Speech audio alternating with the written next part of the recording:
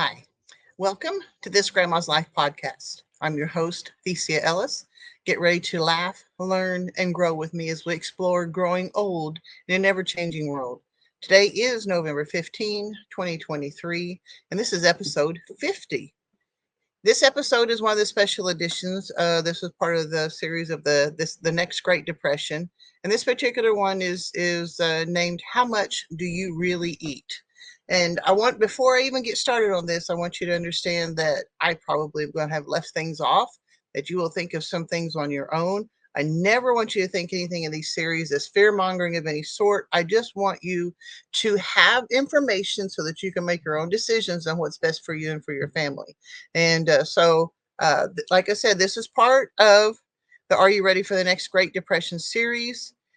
This will go on my This Grandma's Life YouTube channel. This will also go on the Grandma's Homestead YouTube channel. I'm going to do some more editing on it before I put it on that, along with this recorded podcast. With each segment, I will also include small bits of history of the Great Depression of the 30s. Since this one is about food, I did a little research on how difficult it was for people to find food, both in the cities and in rural areas like Oklahoma that was hit hard with the Dust Bowl. I found a timeline that I will share with you.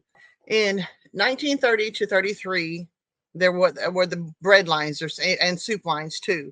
But in 1931, they had food riots in the cities. And in 1931, 95 people in New York City reported to have starved to death. And I will go into that a little bit more in a moment. In 1939, they came up with the food stamp plan.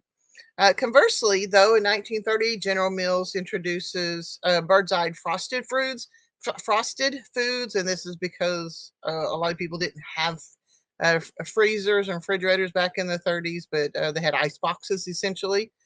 So this is like pre-frozen food era. The Toll House cookie recipe was developed. Twinkies were created in 1930. In 1931, General Mills develops Bisquick. In 1932, Elmer Doolin creates Fritos. In 1933, J.L. Rosefield produces Skippy peanut butter. In 1934, Nabisco introduces the Ritz cracker. I don't know what's going on with my stuff today. In 1937, Kraft macaroni and cheese was introduced, and so was Hormel. So Hormel introduces Spam. What an interesting show that you might watch. I don't watch television much, but I have watched a couple of episodes of this. I think it's on the History Channel. It's called The Food That Built America, and it has covered a lot of the things that were developed during the Great Depression. So I thought that was pretty interesting. Okay, so food prices dropped dramatically during the Great Depression, and I was curious why. With that, because right now we're facing very high prices of food and everything being much more expensive than even what they're telling you on television. And so then I'm thinking, well, why were people starving if the prices had dramatically dropped? Well, for one thing, a lot of people had lost all they weren't able to buy it anyway because they had all lost their jobs and there was no money to be had. But the reason the prices had dropped so dramatically was that during World War I, the government vigorously encouraged farmers to expand their crops and livestock production to feed the army and the U.S. allies in Europe. So after the war, the demand decreased, but the farmers continued to produce. So now there's too much surplus and no one to eat it and no one with any money to buy it, and the prices plummeted. The farmers could not make a profit on their crops, so therefore they couldn't pay their mortgages and other bills. And combine that with the Great Dust Bowl, where a lot of crops after that even failed. And that was from farming practices, essentially. Many farmers abandoned their farms, and many of those farmers moved to California. Those that stayed, though, ate odd things for nourishment, and it really was weird to me, like canned tumbleweeds. And most of you guys don't even know what a tumbleweed is, but if you go in West Texas and Arizona and all those places, they're weeds that blow across the field or across the highway as you're driving down the road, and they took portions of them and actually canned them to eat them. Popcorn with milk, a type of cereal is what they made it. Carrot marmalade, so they couldn't get fruits and stuff. They made marmalade out of them. dandelion salad. Now, some of you guys, even to this day, eat dandelion salad. Jackrabbit, they would kill and eat jackrabbit. Now, when they found berries and other fruits, they pickled them to save them for the winter too. Cornmeal mush and bean soup were a pretty main staple, though. And so it sounded to me like people have food, even if it was not conventional food that we would eat. So I was wondering how many people actually died of starvation. And I was not exactly able to find hard numbers on that from the Great Depression, but even though there were cases of starvation, like was indicated in New York in 1931, I discovered that more people actually suffered from malnourishment.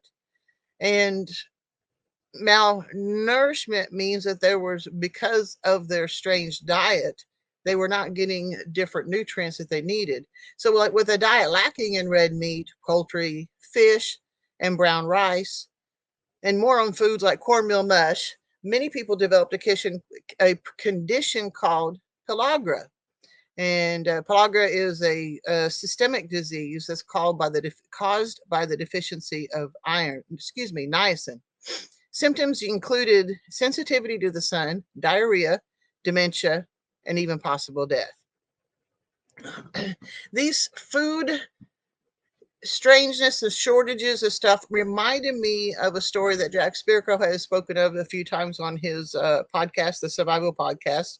And he talks about when he was a kid, he had found some rat traps in the shed that had holes drilled into them.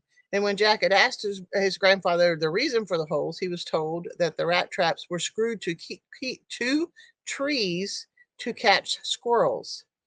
And he asked, well, did it work? He goes, yes, for about 2 years until the squirrels were gone. And I have to admit, that story has always stuck with me. There are things that we can do for a while, but then after that's gone, what do you do? And that's a significant reason on why I chose to become a homesteader. As a mother and grandmother, food for my family has always been of utmost importance to me. When I was a single mother, I often tried to plan ahead to make sure that the money and or food lasted until the next payday. And so there were times when this didn't happen. Now, my boys never missed a meal, but there were times when I did. So let's think about how you plan for the prospect of another Great Depression food wise. Okay. So you could buy all the freeze dried foods that last for 25 years and store all the canned food you can need, or start growing your own food, which I actually, honestly, I recommend a combination of all three. Okay. So, but I start with the pallets of freeze dried food. How much would you need? How many people will you be feeding? How many calories would you need for each person? Is the recommended number of calories enough to sustain you in stressful situations? Now let's consider canned food. How long will they last? How much do you need? How much do you need? How will you replenish this particular food when it's finally consumed or expires? Let's start with determining the amount of food that you need to consider stocking up on. Another thing that Jack Spirko had said on his survival podcast was um, he has a method he teaches to determine how much food you and your family eats. He says that every time someone eats something, write it down on an ordinary paper tablet. If something is eaten again, put a tally mark next to it. Have your family members do the same thing. Do this for a determined amount of time, a week, 2 weeks, or a month. Calculate what was eaten and how much of it to determine your family's food needs.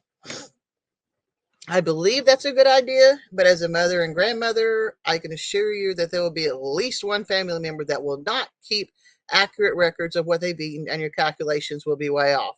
And at the same time, how much salt are you, and other spices and sauces and all that other stuff. Now I understand if things get really dire, some of that stuff you're not going to be concerned about, especially sauces and stuff. But salt, pepper, and some spices and herbs, you want to know how much you're going to need to have on hand.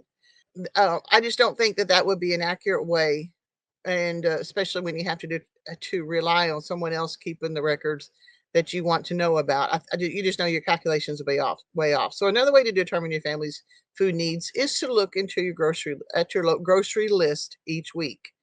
In an era of ordering groceries and other items online, it's easier to determine your family's eating needs. Add in the food the working parent that eats out every day to this compilation. Not necessarily that they eat fries with their cheeseburger and large soda, but at least indicate the type of meal eaten. Basically, what you're trying to do is determine what it is that your family eats and how many specific can be specific calories. Some people count calories. I do not. I just want to know what it is that I need to know have on hand.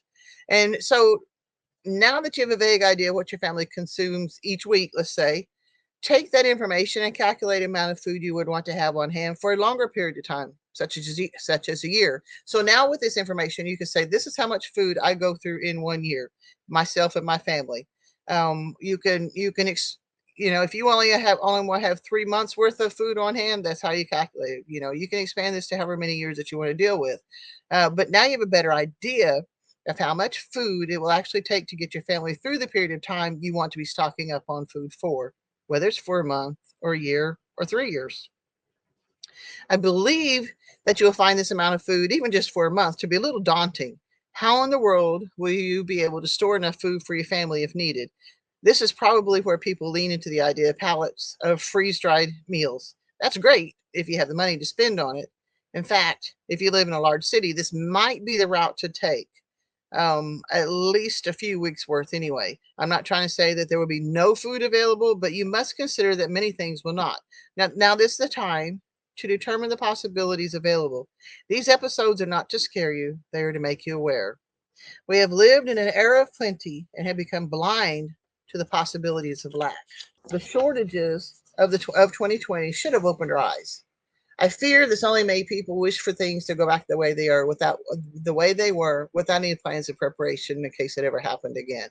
I encourage you to take the expertise of determining the exercise of determining how much food your family needs, just so you can have a ballpark figure for you to have something to think on. Do that exercise, see, for a week, for 2 weeks, whatever it is that and decide how much food your family goes through, and that at least gives you a little bit of ballpark uh, idea. You can use Jack Spirko's method, you could use mine, or you can come up with your own version. It's up to you. Even a vague number will give you starting tools to secure the nutritional needs of your family. In my next episode in this series, we will cover the topic of prepping versus homesteading, and this is pretty much all I have for this one. Is I want you to start thinking about how much food does your family eat, and I guess another thing I want you to think about too is cook at home more.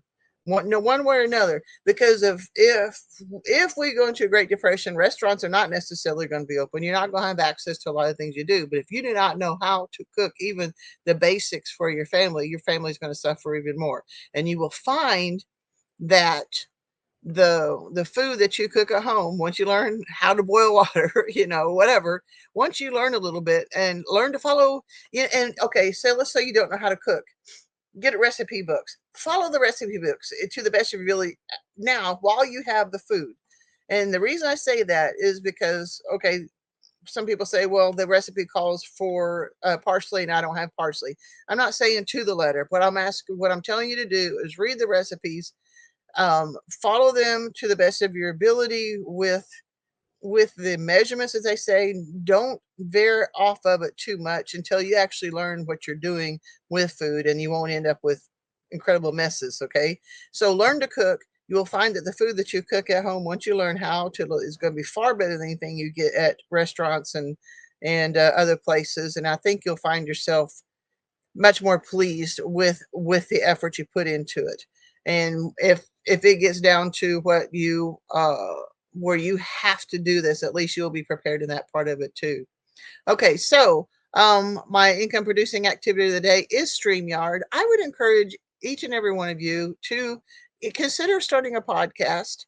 Whatever it is that you're interested in, whatever that you like to talk about, whatever it is that makes you smile and want to talk about it, start a podcast and go through StreamYard. Use my link below and get some discounts. It doesn't cost you any more, but it does help me a little bit with the production of this.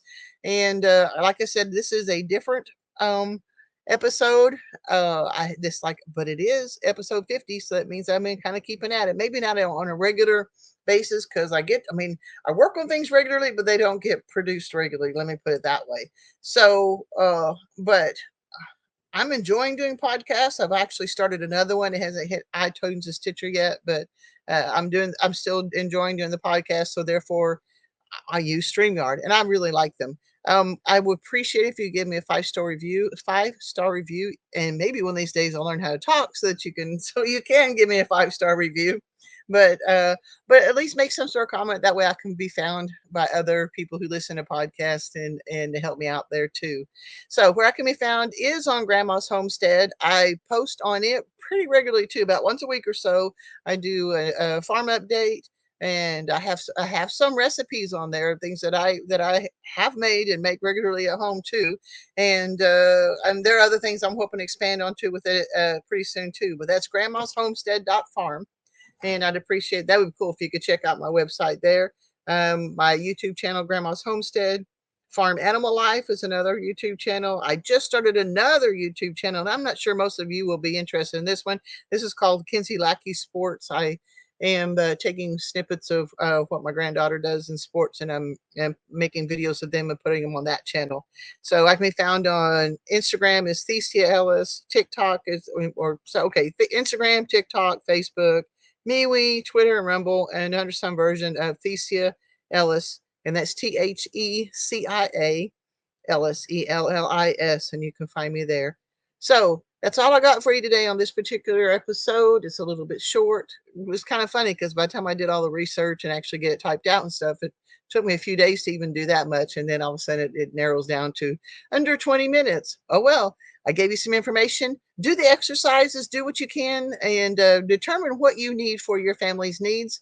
And the next time we will talk about about the pros and cons of prepping and or homesteading. All right, guys, God bless. I'll see you next time.